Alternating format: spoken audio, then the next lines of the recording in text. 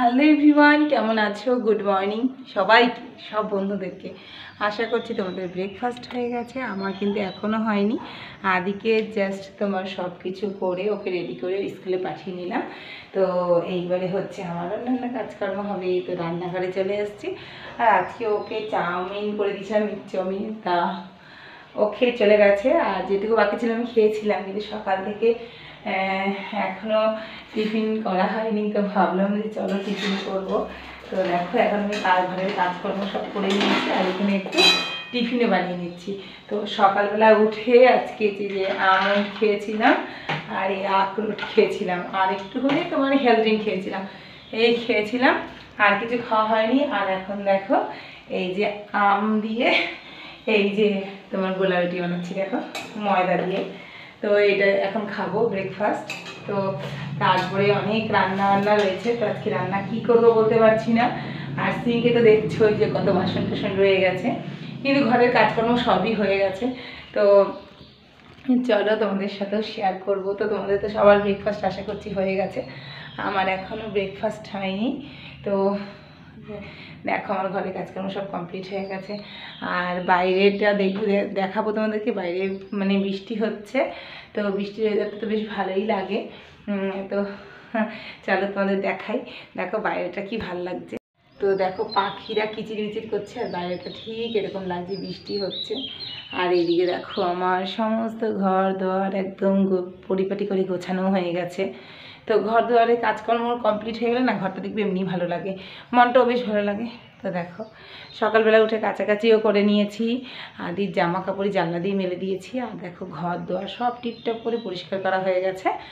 আর এখন যেটা করব সেটা হচ্ছে রান্নাবান্না, অন্যান্য কাজকর্ম সবটাই তোমাদের সাথে শেয়ার করব। চলো এখন আমি ব্রেকফাস্টটা করে নিই, তারপর তোমাদের সাথে আবার দেখা হচ্ছে। খেতে কিন্তু ভীষণই ভালো লাগে। আর আমার কিন্তু আম একটা খুব প্রিয় ফল। তো প্রত্যেক দিন ব্রেকফাস্টের সাথে বা খাবার পরে আম থাকলে তো মানে খুবই ভালো লাগে। আর এটা আমার রেগুলারকার একটা রুটিন বলতে পারো। এই আমের সিজনে মানে টিফিন যখনই করব বা যে কোনো কিছুই খাবো, সারাদিনে যে কটা আম খাই তার কোনো হিসেব থাকে না। তো ভীষণই ভালো লাগে আমার আম খেতে। তো তোমাদেরও কার কার আম খেতে ভালো লাগে আমাকে অবশ্যই জানাবে। আর যেদিনকে আম থাকে সেদিনের খিদেটা মানে একটু বেশি করে তাড়াতাড়ি করে পাই। আর এদিকে দেখো আমি সব কাজ করে নিচ্ছি, তোমাদের তো এর আগের ভিডিওতে জানিয়েছি। তো বন্ধুরা অনেকদিন পরে আবার ভিডিও শ্যুট করছি। তো দেখো এখন আমার কিন্তু খাবারটা একদম রেডি হয়ে গেছে। আর দেখো এখন আমি এই ব্রেকফাস্ট নিয়ে নিয়েছি, এটা আমি খেয়ে নিই, তারপরে রান্না টান্না বসাবো। তোমরা তাড়াতাড়ি করে চটপট করে ব্রেকফাস্টটা। তো তোমাদের তো জানিয়েছিলাম এর আগের ভিডিওতে যে ডক্টর আমাকে 14,000 টাকার মানে প্রচুর ব্লাড টেস্ট দিয়েছে, ইউএসজি দিয়েছে প্রায় 14,700-এর মতন। তো সুরক্ষাতে সেটা আমরা মানে খোঁজ নিয়েছিলাম মানে 14,700-এর মতো। কিন্তু বন্ধুরা এত টাকা অ্যারেঞ্জ করতে পারছি না বলে এখনও ট্রিটমেন্টটা শুরু করতে পারছি না। মানে এই রিপোর্টগুলো ইউএসজি করে তারপরে ডক্টরের কাছে যেতে বলেছে। তো কি করে কি করব কিছুতেই কিছু বুঝে উঠতে পারছি না। কারণ আমাদের মতো গরিব মানুষের কাছে 14,000 টাকাটা অনেক। বলতো কি আদির পড়াশোনা, নিজেদের সাংসারিক খরচা, ব্যয়বহুল্য সব কিছু পূরণ করার পরে এত টাকা দিয়ে ট্রিটমেন্ট করা সত্যি আমাদের পক্ষে সম্ভব না। কিন্তু ডক্টর বলেছে একটু ভালো জায়গা থেকে টেস্টগুলো করাতে, যাতে দ্বিতীয়বার আর মানে না করাতে হয়, এরকমটাই বলেছে আর কি। কিন্তু কি করে এতটা টাকা মানে জোগাড় করবো বুঝতে উঠতে পারছি না। তার জন্যে মাঝে মাঝে মানে এই রিলস ভিডিওগুলো, তারপরে হচ্ছে একটু ভিডিও শ্যুট করতে হচ্ছে। কারণ যদি আমার রিচটা একদমই ডাউন, সাবস্ক্রাইব নেই, তো আমার চ্যানেল কখনো মনিটাইজেশন হবে বলে আমি ভাবছিও না। তো সেই একটা আশা নিয়ে যদি একটু নিজে কোনো কিছু ইনকাম করতে পারি, তোমরা যদি একটু আমাকে হেল্প করো, সহযোগিতা করো, তাহলে হয়তো এগোতে পারি। তো যাই হোক, জানি না যে কীভাবে আমি এতটা টাকা নিজে গুছিয়ে উঠতে পারবো, কিভাবে আমার ট্রিটমেন্টটা করতে পারবো। এত টাকার ইউএসজি, এত টাকার মানে তোমার ব্লাড টেস্ট সবটাই তোমাদের শেয়ার করব। যদি আমি এগুলো করতে পারি সবটাই তোমাদের সাথে শেয়ার করব, আমি কিভাবে করলাম টেস্টগুলো বা কিভাবে জোগাড় করলাম। তো তার জন্য একটু রিলসও বানিয়ে নিচ্ছিলাম ছাদে গিয়ে মনটা ভালো করার জন্য। হ্যালো এভরিওয়ান, কেমন আছে সবাই? ভীষণ ভালো আছে নিশ্চয়ই। তো আমিও ভালো আছি। দেখো সারাদিন কাজকর্ম করে এই এখন একটু ফ্রেশ হলাম, আর এখন স্নান করে চলে এসেছি। কটা বাজে বলো তো? 2টো বাজে। তো আজকে আর বাসন টাসন রাখিনি, আজকে স্নান করার আগেই সমস্ত কাজকর্ম সব কমপ্লিট করে নিয়েছি। আর এখন এই স্নান করে সবে আসলাম, আর ভালো লাগছে না, মনে হচ্ছে এখন একটু বসিয়ে একটু আরাম করতে পারলে বাঁচি, আর কিছুই না। আর এই দেখো এখন হচ্ছে একটা আজকে নতুন নাইটি পরেছি, কালকে হাজব্যান্ড এই নাইটিটা কিনে দিয়েছে। মানে আমার লালটা খুব ফেভারিট জিনিস, এই জন্য লাল আর ইয়েলো পেলে আগেই আমি লাল আর ইয়েলোটা পরে ফেলি। তো এখন স্নান করে মাত্র এলাম, আর ঘরের কাজকর্ম তো সবই হয়ে গেছে, হাজব্যান্ডও আর আসার সময় হয়ে গেছে, প্রায় 2টো মতন বাজে। আর এখন স্নান করলাম, আর দেখো কত জামা কাপড় হয়েছে, এই জামা কাপড়গুলো এখন একটু মেলে দেবো। তারপরে আমার বান্ধবী অলি কালকে হচ্ছে পুজো করেছিল, বিপত্তারিণী পুজো, এই যে লাল ধাগা, তো এই লাল ধাগাটা পরবো এখন। তো তোমরা তো অনেকেই মানে পুজো নিশ্চয়ই করেছো, তো বিপত্তারিণী সুতো পড়তে আমার ভীষণ ভালো লাগে। আর তাছাড়া এই মা এই সুতো পড়লে সবাইকে বিপদ আপদ থেকে রক্ষা করে, এটি আমরা জানি, তো সেটার জন্যই ইচ্ছে করে পড়তে আর কি। কালকে বিকেলে একটু বেরিয়েছিলাম, তো তখন ওর সাথে দেখা হয়েছিল, আর তখন ভাবছিলাম ওকে বলবো, কিন্তু আজকে সকালবেলায় এসে আমাকে দিয়ে গেছে। আজকে মায়ের ঘরের সামনে চলে এসেছি, আর মাকে এখন একটু প্রণাম করে নিচ্ছি, ব্যাস এই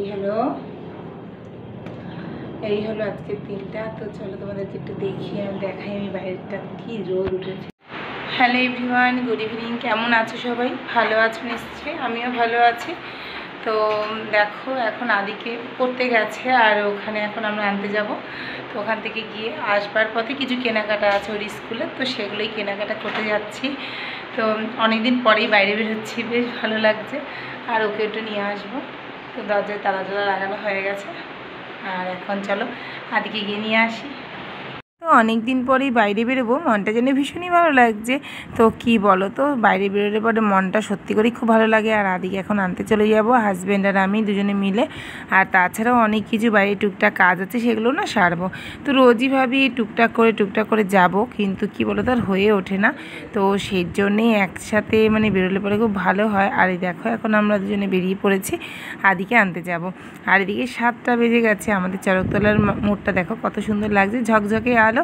আমার নিজেরা ভীষণই ভালো লাগছিল। এমনি সময় কি বলতো বোরিং লাগে, সারাদিন কাজকর্ম করার পরে যখন নাকি আবার বেরোবো না ভীষণ বিরক্ত লাগে সেজে গুজে, কিন্তু আজকে খুব ভালো লাগছে। আর এই দেখো আমাদের শীতলা মাতা মন্দির, তো এখানে আমরা মাঝে মাঝে এসে বসি। আর আদি না এই পার্কটাতে প্রায় রেগুলারই আসে, একটু খেলা করে তারপরে কিন্তু বাড়ি ফেরে। তো যাই হোক, আর যেদিনকেই পড়তে আসে সেদিনকে তো একটু আসবেই, এরকমটাই আমরা করি আর কি। তো ওর যেদিনকে হাজব্যান্ড আসে না, আমি একা আসি, তো সেদিন তো খুব বেশি বায়না করে। আর ওর পাপা থাকলে, গাড়ি থাকলে তখন আর পারে না, কারণ তখন ওর বাবা গাড়িটা থামায় না। আর এই দেখো এখন আমরা চলে যাচ্ছি, মানে আদি যেই টিচারের কাছে পড়ে অনেকটা দূর, মানে যেতে প্রায় 10-15 মিনিট টাইম লেগে যায়। তো সেজন্যই আর আদিকে নিয়েছি। তো এখানে টিচারের ফিস দিয়েছিলাম, আর তারপরে দেখো এখানে চলে এসেছি, এটা হচ্ছে স্টোর বাজার। তো এইখানে চলে এসেছি, এখানে কয়েকটা কাজ রয়েছে। তো এইখানে প্রথমে খাদিমসে চলে যাব, কারণ আদির জন্য স্কুলের শ্যু কেনার আছে, তার জন্যে এই কিনবো করে দেরি হয়ে যায়, তার জন্যে ভাবলাম চলো আর দেরি না করে আজকেই কিনে নিই। তো এই একটু ঘোরাও হলো, তো তারপরে একটু বাজারেও যাব। তো চলো এখানে চলে এসেছি, আর ওর জন্য স্কুলের শ্যুটা নিয়ে নেব। এখন ওর স্কুলের শ্যুগুলো দেখবো, তোমাদের দাদাভাইকেও দেখছো, তোমার দাদাভাইও একটা শ্যু কিনবে। তো দেখা যাক কোন শ্যুটা পছন্দ হয়। তো অনেক দিন পরে বেরিয়ে সত্যিকারই খুব ভালো লাগছিল। আর এখানে কোনো রেস্ট্রিকশন ছিল না বলে ভিডিও বানাতে পারছিলাম। তো যেটুকুনি আজকে সময়টা স্পেন্ড করলাম বাইরে তোমাদের সাথে শেয়ার করবো। আর চলো এরপরে চলে যাবো আমরা সবজি বাজারে, সেখানেও থেকে গিয়ে বাজার করব। আদির হচ্ছে প্রজেক্টের জিনিস নেওয়ার আছে, সেগুলোও নেব। তো এখন আদির জন্য জুতোটা ভেতরে মানে স্টোরে গেছে আনতে, আর ওর জন্য এখন মাপটাও নিচ্ছে। তো কেমন লাগলো ভিডিও বন্ধুরা অবশ্যই কিন্তু কমেন্ট করো। আর চলো পরে ভিডিওতে তোমাদের সাথে আবার দেখা হচ্ছে, টাটা।